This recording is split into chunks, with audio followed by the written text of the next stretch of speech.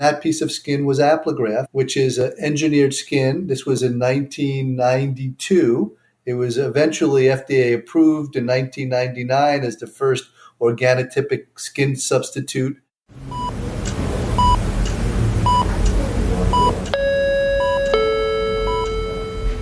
Paging Dr. Cook. Paging Dr. Cook. Dr. Cook, you're wanted in the OR. Dr. Cook, you're wanted in the OR.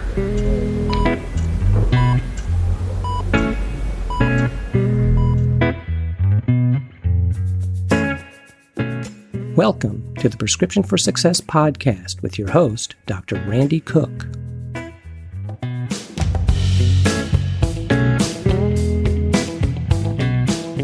Hello, everyone, and welcome to the Prescription for Success podcast. I'm Dr. Randy Cook, and I'll be your host. Our podcast is a production of MD Coaches, providing leadership and executive coaching for physicians by physicians. To overcome burnout, transition your career, develop as a leader, or whatever your goal might be, visit MD Coaches on the web at mymdcoaches.com, because you're not in this alone. My guest today is the chairman and endowed Harvey Blank Professor in the Philip Frost Department of Dermatology and Cutaneous Surgery at the University of Miami Miller School of Medicine. He is also one of the most recognized names in the emerging specialty of wound care and chronic wound healing. So let's hear my conversation with Dr. Rob Kirsner.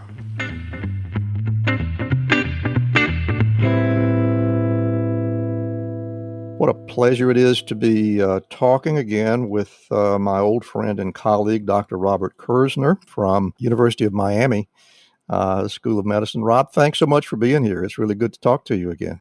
Randy, it's great to be here. I'm looking forward to this immensely. Thank you for the first name recognition. This is a very informal program, and so if it's okay with you, we'll make it on a first name basis, and it looks like you're ready for that. Rob, what we like to do on Prescription for Success is begin at the beginning, and it occurred to me when I was looking over your biographical information that I have no idea about your earliest origins. Where'd you grow up? So I was born in Brooklyn, New York.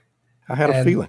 Yes, still have a little bit of the accent, but just a touch. I moved to New Jersey when I was 7 years old, and I spent my time from 7 years old to going off to college in a suburban town of East Brunswick, New Jersey, which was kind of a bedroom community for New York City. I see. And were there any medical influencers in your life, or did this journey into medicine, was that entirely your idea? Well, my parents valued education. They valued the chance for people to write their own story of their life. So they would encourage me and tell me you could do whatever you want to do in life as long as you work hard enough to succeed. So while they weren't in medicine, my parents were both teachers. My father was a phys ed teacher, and that influenced a lot of the early part of my life. Yeah, my dad did that as well. Yeah, and he was a coach as well, and he was a basketball coach in Brooklyn, New York, and had very, very excellent teams, and it was fairly renowned in the area. Yeah. And so when it came time for college, I know that you started your college career at Southern Illinois University. Did that have anything to do with the basketball connection? Well, it did. It turns out that, I had moved to New Jersey. In the town that I grew up, the basketball there wasn't as good as it was in New York City. So my junior and senior year of high school, I commuted every day with my father to go to a public high school in Brooklyn, New York. Did you really? Yeah, to play basketball. And he came back and coached. In New York City, if you're the chairman of the department, you have to let other people coach if they want to. But He worked it out, so he was able to coach me my last 2 years. And in fact, I went to college on a basketball scholarship. Yeah. My dad was a great believer that being a good athlete was a reliable and substantial character builder. Would you go along with that? Yeah, I think the process of practicing for something, I think the process of failing and then understanding why you failed, and then trying to correct it, and then going on to succeed, I think is important life lessons. I also participated in a team sport, so working within a team, learning how to deal with coaches and different styles of coaching, I think is very important because in life you'll deal with lots of different people from lots of different backgrounds, and I Yeah, think the better you are equipped to deal with those people, I think the more successful you will be. spoken like the son of a coach. So you were only at Southern Illinois for a year, is that correct?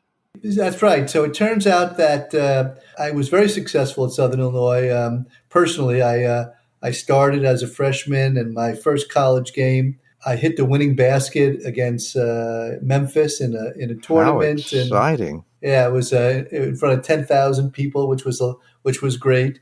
But the coach left. The coach who was my coach my freshman year left. The new coach came in, and I was just an 18-year-old kid, and I didn't, I thought I was all that, and he came in, and I didn't like him as much as my original coach, so I decided to transfer. And did you play basketball at A&M as well? Yeah, so I transferred to Texas A&M, and I played at A&M. I redshirted my next year, and then I played my junior and senior years. I had another year of eligibility left to play, but I realized my future was in medicine and not in basketball, so I decided to forego my last year of eligibility, which would have been my Hmm. fifth year in college, and go Hmm. on to medical school. But it was really a very interesting experiences going to two different colleges. Yeah, I bet. And two different geographic locations. That's a big change. Yes, and one was a basketball school. Southern Illinois was a basketball school. And Texas A&M was really a football school, but Texas A&M was a bigger time. Sure. That was a great experience, and it helped me in life beyond the reasons I mentioned is because most of the time in life, people aren't trying to stop you. So you're really your opponent is yourself in life. Yeah. You have to succeed based on how hard you put in. But there's nobody trying to stop you. But I think in sports, it's one of the unique times, maybe not singular, but certainly unique, where there's somebody trying to prevent you from succeeding. Yeah. They're working as hard to prevent you from scoring, or they're working as hard as trying to score as you are trying to defend them. So it made it easier later in life to know that I could try to accomplish something without somebody actively trying to stop me. That's interesting. I'd never really looked at it that way. So, you mentioned that by that time you had made up your mind that you were headed for a career in medicine. And I'm curious about a couple of things. I see that your undergraduate major was chemistry, but you graduated with a Bachelor of Arts. And how do you get a BA in chemistry? Yeah, so it has to do with the amount of courses you take, and so if you're going to be a scientist at Texas A&M, then you go ahead and get a Bachelor of Science. But if you're I going see. to go into medical school, you can get a Bachelor of Arts in chemistry, and it's just one or two I see. fewer classes, and it gives you the opportunity to take some other classes in humanities that Sure. perhaps you find interesting, or make you well-rounded. Sounds like sort of similar to even though I had a BS, my undergraduate school was very committed to liberal arts, and so I kind of had to take it all. So I get the idea.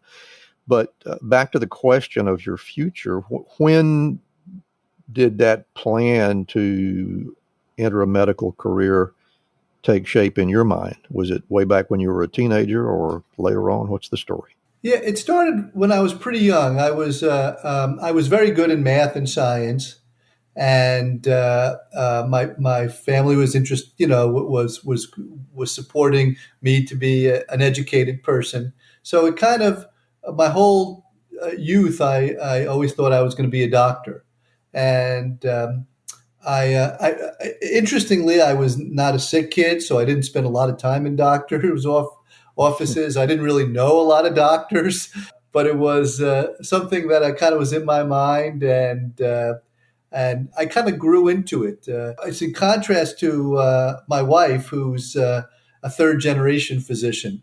Oh, And, really? she grew up, her grandfather was a doctor, her father was a doctor, and she was kind of almost born with it, where I had to really work hard to become Uh-huh. a physician. It wasn't something that was inherent or natural to me.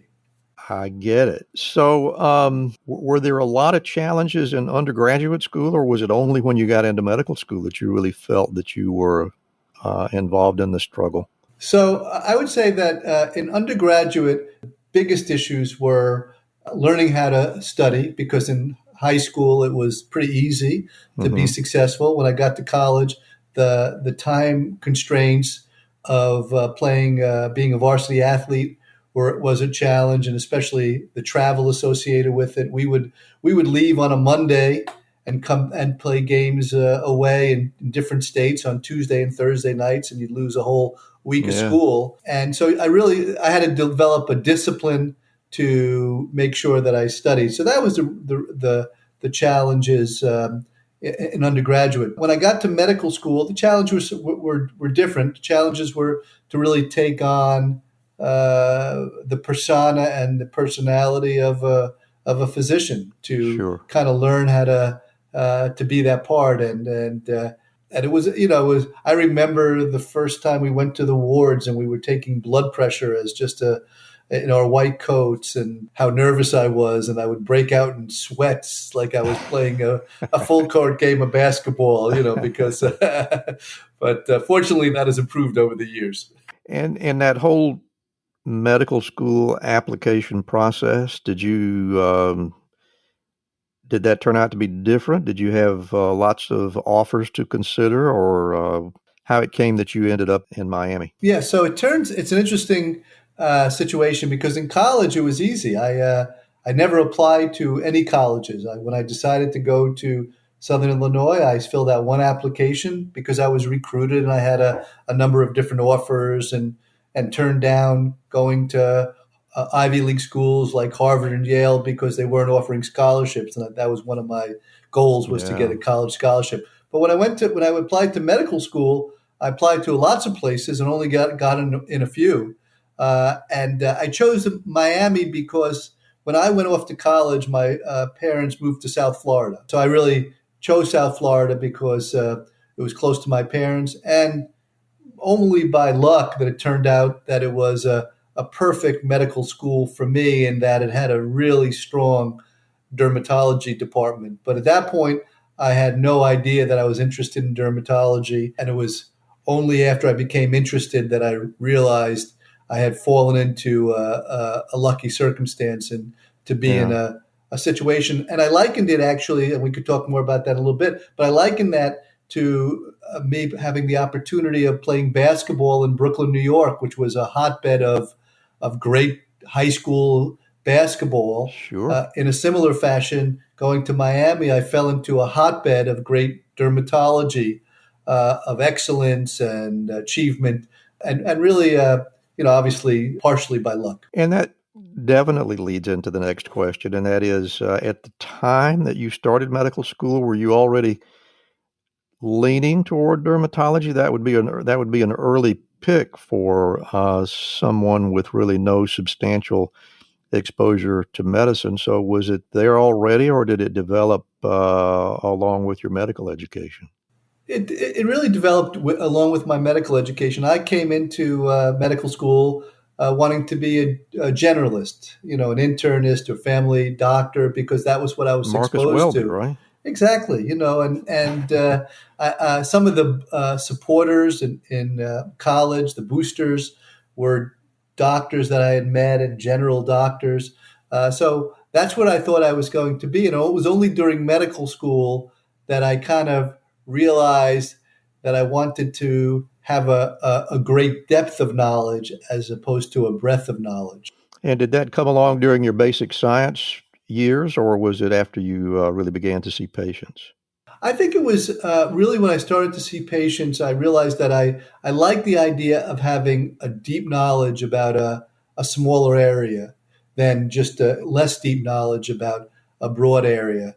And so when I started to consider what I would do, I looked for certain specialties. And Miami was very strong in ophthalmology, and I learned dermatology. And I also thought that patients were going to be very appreciative if you could restore their vision in ophthalmology, and they can actually see the skin diseases, could see the result of your work. So if you fix somebody's blood pressure, they see a number on a machine, but they don't see the actual disease. And Right. seeing the actual disease turned out to be very attractive to me, and the ability to really see the results of your work. Hi, I'm Rhonda Crow, founder and CEO for MD Coaches. Here on RX for Success, we interview a lot of great medical professionals on how they grew their careers, how they overcame challenges, and how they handle day-to-day work. I really hope you're getting a lot of great information. But if you're looking for an answer to a specific problem, management or administration challenge, or if you're feeling just a bit burnt out, like maybe you chose the wrong career, well, then there's a faster way to get the help you need. No, it's not counseling, it's coaching. RX for Success is produced by MD Coaches, a team of physicians who have been where you are. I know you're used to going it alone, but you don't have to. Get the support you need today. Visit us at mymdcoaches.com to schedule your complimentary consultation. Again, that's mymdcoaches.com, because you're not in this alone. We'll get back to our interview in just a moment, but right now I want to tell you a little bit about Physician Outlook. If you haven't discovered this remarkable magazine, please do so very soon. It was created by physicians, for physicians, to showcase the intersection between clinical and non-clinical interests, whether it's writing, painting, cooking, politics, and dozens of other topics. Physician Outlook gives a physician perspective. It's available online and in print. It's really unique among physician lifestyle magazines. And like the Prescription for Success podcast, Physician Outlook amplifies the voice of any physician who has something to say. It also engages patients who still believe in physician-led, team-based care. And Prescription for Success listeners can get 3 months free when you enter our promo code RX for Success and select the monthly option at checkout. That's a really great deal on this stunning publication. And now let's get back to today's interview.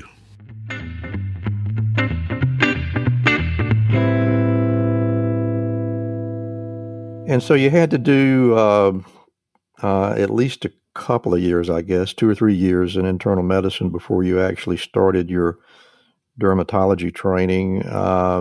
Was that, were you equally fascinated with the pathophysiology and natural history of all diseases, or was it a matter of, man, I can't wait to get this over with because I want to do some dermatology? What was your mindset? No, so it turned out that I wanted to be a dermatologist even in medical school. And unfortunately, I didn't succeed right off the bat. Dermatology was a very competitive specialty, and I didn't match into dermatology. Yeah. So I continued on in doing internal medicine for a couple of years, and then there was this opportunity to be at least board eligible through what's called the clinical investigator pathway, where you do 2 years of clinical medicine and 2 years of research, and the research was in dermatology and in wound healing. But I was fascinated by pathophysiology of the disease. And I think that stayed with me, whether it was congestive heart failure or inflammatory bowel disease that you might see in internal medicine. Kind of understanding how the disease process leads to disease manifestations, and then applying treatments that work on the mechanism of disease to fix the problem. I always thought were fascinated, and Sure. I was intrigued by it.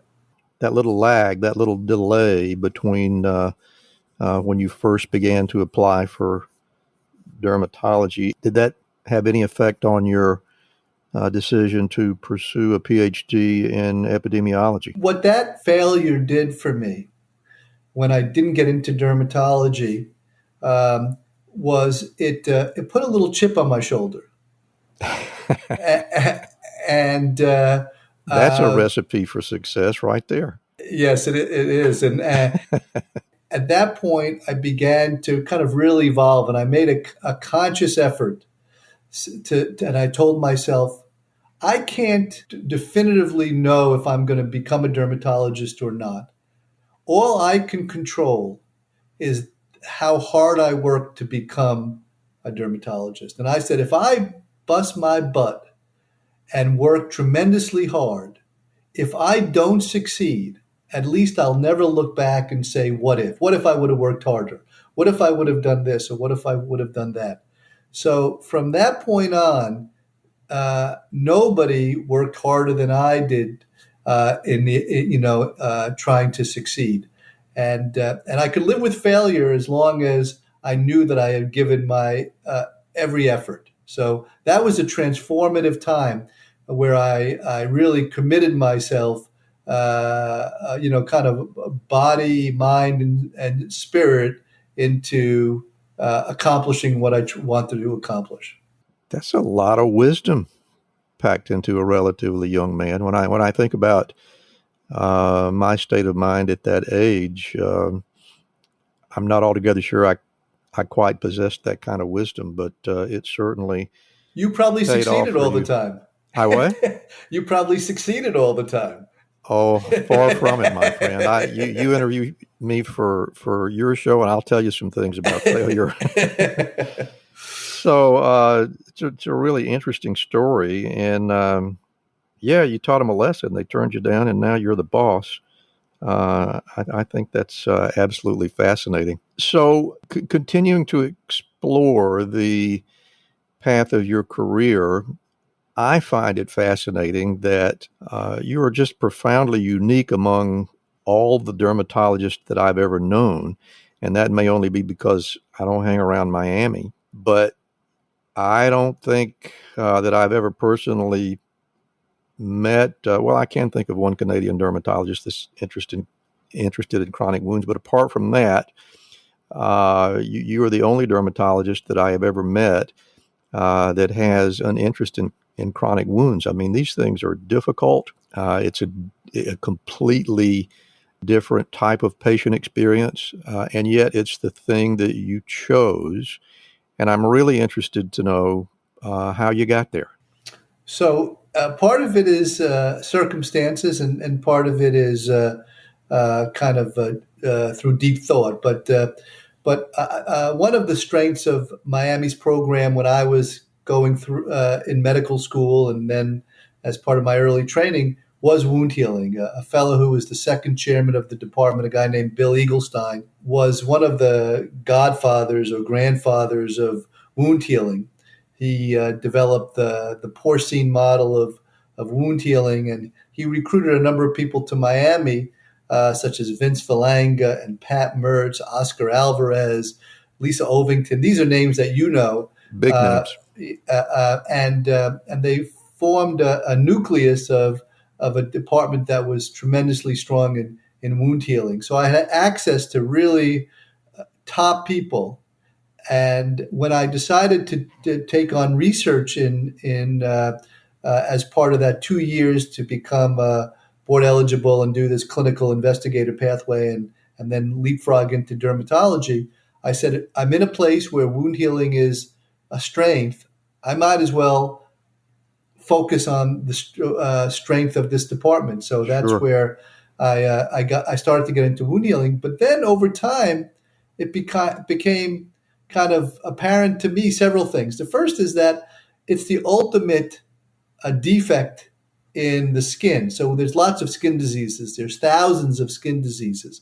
But having a hole in the skin and having trouble repairing that hole is really a tremendous opportunity as a dermatologist, because my job is to try to normalize the skin in some way, shape, or form, or maybe even better if dermatologists are interested in scar revision or cosmetics or aesthetics.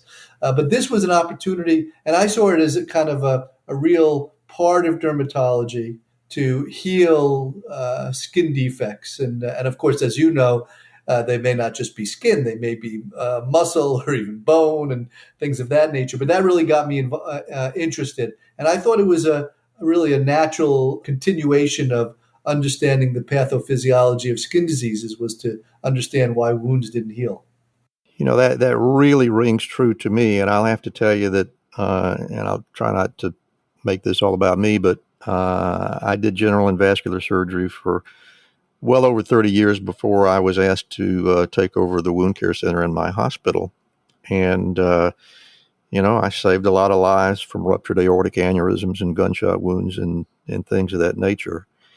And I don't think I've ever had any more grateful patient than the ones that have recovered from diabetic foot ulcers and venous stasis ulcers and things of that nature. And that speaks to exactly what you're talking about, I think. Yeah, no doubt. It's a tremendously rewarding field. The nurses, the therapists that are involved with it are among the most passionate people you could ever work with. It's really a calling for many people once they become involved with it. That's a really good point. It's not just the feeling that you get from the patients, but the colleagues that you work with is also very, very rewarding. I want to give you an opportunity to talk about a few things that you are particularly interested in right now. I know that you've done some work with stem cells. I know you've done some work with some living cell products, but I'm just curious if there's anything right at the top of the list right now that you're really excited about. I've had a great opportunity. I've been at the right place in the right time because when I was in training, Bill Eaglestein came to me and he says, I have this piece of skin. It's never been applied to anybody. Would you put it on? That piece of skin was Apligraf, which is engineered skin. This was in 1992. It was eventually FDA approved in 1999 as the first organotypic skin substitute. And I was the first person to ever apply that piece of skin to a patient. If you don't mind, Rob, I would like for you to go ahead and tell our audience exactly what the cell origin was for that product. Sure. So so the idea is that when there was a desire to create an off-the-shelf product that you could take a product and put it on any patient and help them heal the wound. So what they did was they used foreskin, neonatal foreskin, and they would take a neonatal foreskin as a donor, somebody who would undergo a circumcision, and they would take the fibroblasts from the skin, and they would take the keratinocytes from the skin, and they would place the fibroblasts into a collagen matrix and give that about 6 days to kind of to grow, and then they would overlay the keratinocytes actually from a different donor, let that grow for about 4 days, and then change the media and change the way they grew it, and then over the next 11 days. So it's stratified. So over a 3-week period, you had a living bilayered skin substitute. So if you cut the skin, it healed because it was living, and it secreted growth factors and cytokines. And this was really a tremendous advance, and has helped a countless number of patients. And we know from the data that it not only helps heal wounds, but it also prevents bone infections and reduces the likelihood of having amputations, and probably saves lives as well because of all those things. To be the first person to ever apply that skin substitute, or any skin, that skin substitute that was FDA approved, was really lucky. And I've been interested in skin grafting and skin substitutes and all of those things throughout my career. And as I kind of rose up through administration and now I'm chairman of the Department of Dermatology, we have the opportunity now to take things to the next level. And so right before this phone call, I was meeting with some of our investigators about using exosomes to speed healing. And they're the products of mesenchymal stem cells that are harvested. Well, you can get them from anywhere, but our investigators take them from the bone marrow.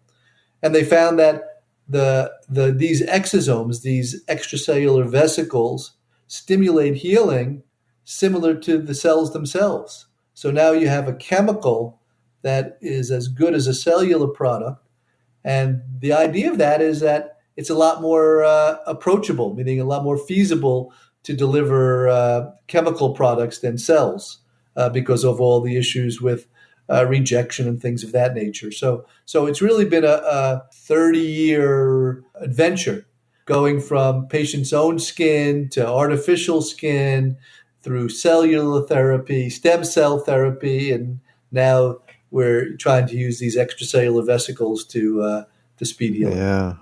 I would have to say, if there was ever a story of being in the right place at the right time, you seem to be that individual.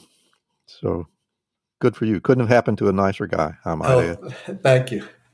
I want to mention one other thing that I found in snooping through your life. You also have a significant interest in disparities of care. You want to talk about that for a minute? Yeah, so as you mentioned earlier, I did get a PhD during my training. So I did it after I completed my residency training, and when I was on faculty, I decided to pursue a PhD, and it was part of this mentality I had of why do less when you could do more. So I realized I didn't want to be a laboratory-based researcher. I want to be a people-oriented researcher. And I said, well, maybe I'll get a master's degree, and a master's of public health. But I said, why get a master's degree when I could get a PhD? And so I embarked on an 8-year course to get a PhD. And as part of that PhD, I said, well, how can I leverage some of this new information I'm learning and some of the things that are around me in Miami to make advances in science? And what we decided to do is I was looking at, we have a large Hispanic population in South Florida, and I wanted to understand skin cancer and how patients who are Hispanic do with skin cancer compared to people who are non-Hispanic. And what we found was, and we used various groups. We looked at Black patients and Hispanic patients and white patients, and we looked at different geographic regions. And several things we learned. The first is that whether you were Black or Hispanic, the sun played a role in skin cancer. So we often think of that being, and that wasn't known actually to this point. People thought that it was only important in light-skinned patients. So we showed that the sun played a role in melanoma in non-white populations as well. And then we looked further and we saw that these non-white populations, Hispanics and Blacks, didn't do well if they had melanoma. They didn't do as well. And what we learned was that they were diagnosed later, often because people didn't even think of the possibility that darker skinned populations could have melanoma. So we found this disparity in care, and then we started to looking at other disparities. We looked at disparities in gender. We looked at disparities in type of work, white collar versus blue collar, and things of that nature. And we really did mostly focused around cancer, skin cancers, and other cancers, and it really provided an opportunity to try to address these disparities and try to improve the patients' lives. What's been the outcome? How have we used that information to make care better for those populations? So I think it's so part of it has been the idea of education, educating both the patients to seek care earlier, educating the physicians that these things happen, and they should be attuned to them. So I think we've made important strides, and actually based on some of our work and then other people got involved, there has been a slow but steady reduction in these disparities. But some of them are real challenges because what we also learned was something that we probably all know but maybe don't think about, is that for a lot of these things, something that underlies the problem is poverty. And we looked at the state of Florida, and we looked at the factors that predict a late-stage melanoma diagnosis. And we found that race and ethnicity was part of that. But we also found that not having resources and living in poverty and We're also a predictor of late-stage cancer diagnosis. So it really takes not only just educating patients, educating providers, but educating our legislative leaders to provide resources, and because improving the lot in patients' lives will also improve their health. Do you think we've made any discernible progress in that regard in the period of time that you've been in Miami? I think yes. I think we have not what we need to do, and I think that things are better now than they were, but things are not as good now as they should be. And I think it's only through continued education, continued perseverance that we will continue. We will make the strides that we need to make. Yeah, it's just going to be an ongoing process, like always, right? Yes, that's for sure. Well, Rob, I've really enjoyed talking to you about your history, and we have come to the part of the program that I kind of enjoy the most, and that's when I get out of the way and I let the guests take over. So I'm going to close my mic for a few moments, and I'm going to listen while Dr. Rob Kirsner gives us his personal prescriptions for success. Okay, well, thank you, Randy. And I have a few. And I've kind of mentioned them throughout the last half an hour or so. But the first is prescription for success is control what you can control, and don't worry about the things you can't control. And one of the things that you can control is how hard you work. There is no easy way to success, and any person who is successful has worked tremendously hard to achieve the success. It may look easy to you. You may see them at a point in their career where they put in all the work to get them to the point where they are. My first prescription is control what you can control, and one of those things is how much effort, how much desire you put into the task. The second prescription is also another one I've mentioned, persistence, and that failure is part of success. You're going to fail, and when you do fail, you feel terrible about it. But whether you fail in a sporting event, or you fail trying to get a driver's license, or you fail trying to pass a test, or fail getting into residency, all of those things I've done. The idea is you pick yourself up, analyze why you failed, and then dust yourself off and be persistent. So I think that in addition to our hard work, persistence is one of the key prescriptions for success. The third prescription is that while it's important to have an end in mind, what's equally and probably more important is to enjoy the process, enjoy the ride, enjoy the adventure, because that's what life is. So as you work hard, as you're persistent, you want to take joy in what you do, because people will see how much you like what you're doing, whether it's learning, whether it's, in my case, helping people through research or education or mentorship, and that will have a tremendous impact on them. So work hard, be persistent, but enjoy the ride. And then the final one, a prescription I want to share, is the idea that we live in a community. And one of the things I would have told my younger self is to be outgoing, be engaging, because you're building a network of people. And the more time you interact with people early in your life and early in your career, the greater network you can call upon to accomplish things later in the career. So every day someone asks me, hey, do you know someone here? Do you know a person there?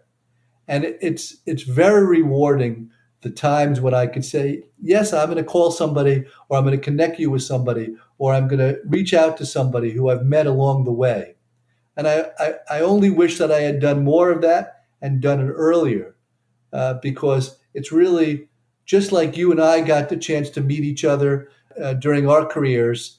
And now here we are in this situation, getting to know people who share some of our common values is really one of the true joys of what I do. So those are my 4 prescriptions for success: hard work and control what you can, persistence, and to embrace failure as part of the success journey.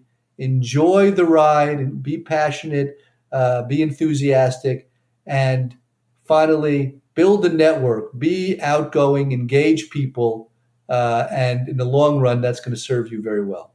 Well, Rob, that's a great deal of wisdom, and I knew you would have some wisdom for us, and I appreciate you being here to share it with us.